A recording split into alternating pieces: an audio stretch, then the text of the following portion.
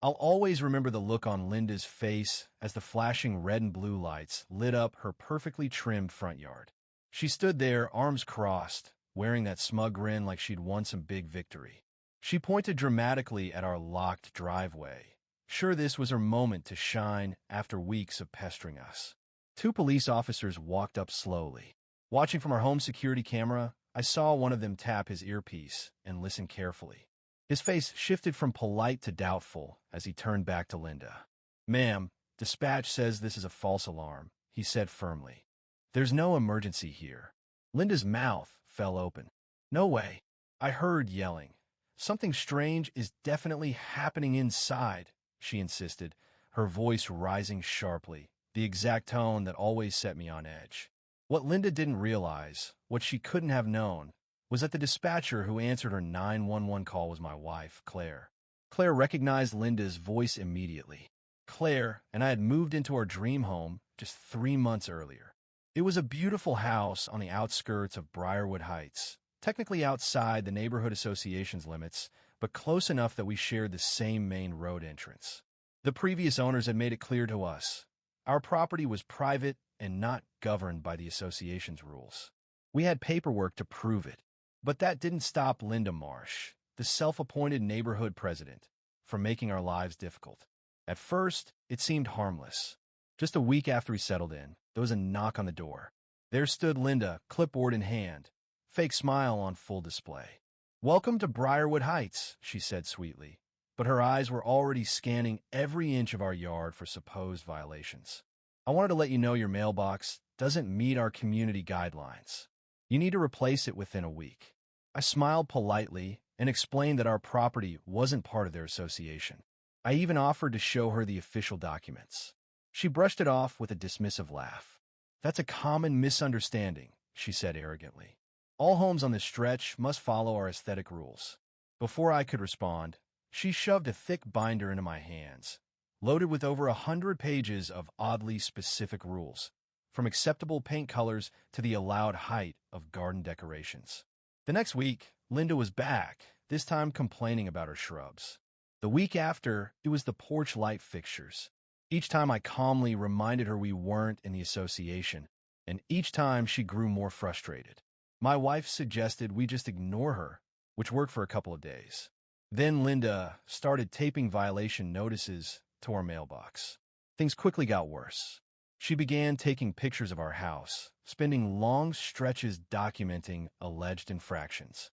One time, she even parked her golf cart, her unofficial weapon of choice for petty rulers, blocking our driveway while she measured our hedges with a tape measure.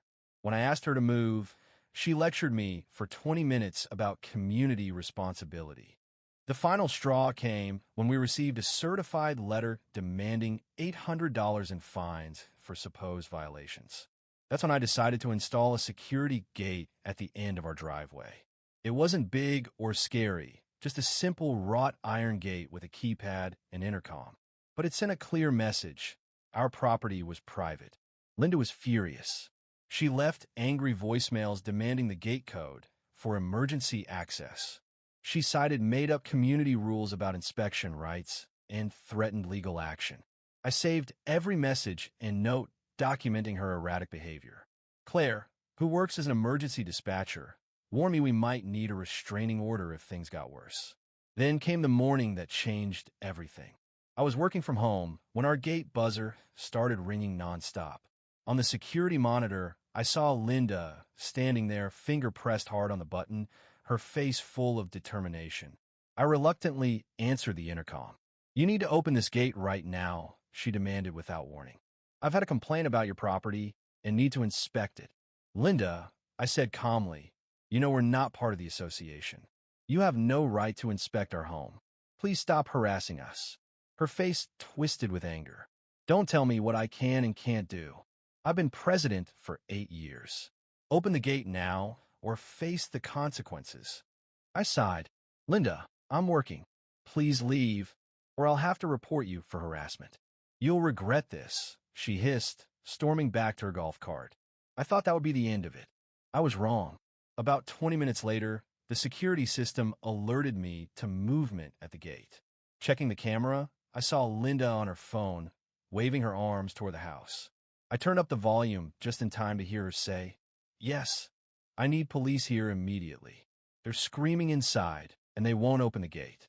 Someone might be hurt. The address is 1937 Briarwood Lane." My heart dropped. She was calling 911 with a false report. I immediately tried calling Claire, but she didn't answer. She was on duty and couldn't take personal calls. All I could do was wait anxiously as Linda paced in front of our gate, occasionally glancing at the camera with a triumphant smirk. What I didn't know then was Claire had taken Linda's 911 call. She recognized Linda's voice right away from all her previous visits. More importantly, she knew our address and understood there was no emergency.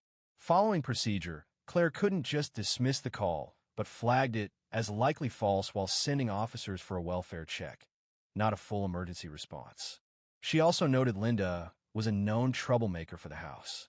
Within 10 minutes, a police car arrived at our gate. Linda rushed over, pointing dramatically at our home. I met the officers at the gate, punching in the code to let myself out while keeping the gate closed behind me. "I'm the homeowner," I said, showing my ID. "There's no emergency here. This woman has been harassing us for months because we refuse to follow rules that don't apply to us." One officer nodded and tapped his earpiece, listening to dispatch. Then he asked, "Sir, is your wife Claire Miller?" I nodded, confused. "She's the dispatcher right now," he explained. "She's given us some background on this situation." He turned to Linda, whose confident smile was fading. "Ma'am, did you call 911 reporting screams and a possible emergency at this address?" "Yes," Linda insisted, her voice sharp. "And they wouldn't open the gate. Someone could be hurt inside." The officer's expression hardened. "The dispatcher who took your call is this man's wife. She informed us you've been harassing this family over association issues for months, despite their property being outside your jurisdiction. She also confirms there was no emergency when you called." Color drained from Linda's face. "That's not true. I heard something. She's covering for him." Linda spat. The second officer stepped forward. "Ma'am, all 911 calls are recorded. We have your exact words. You claim to hear screams, but dispatch notes show you've made similar false claims against neighbors who've opposed you before." Neighbors gathered, watching quietly as Linda Marsh's confident mask slipped. The lead officer stepped forward. "Linda Marsh, you're under arrest for filing a false police report and misuse of emergency services." Shock turned to anger, then fear on her face. "I'm a neighborhood president. You can't arrest me for protecting the community," she shouted. But they did. As they led her away, Linda glared, warning, "This isn't over." "Actually, Linda," I said calmly, "I think it is." Afterward, an older neighbor quietly told me, "We've been too scared to speak up for years."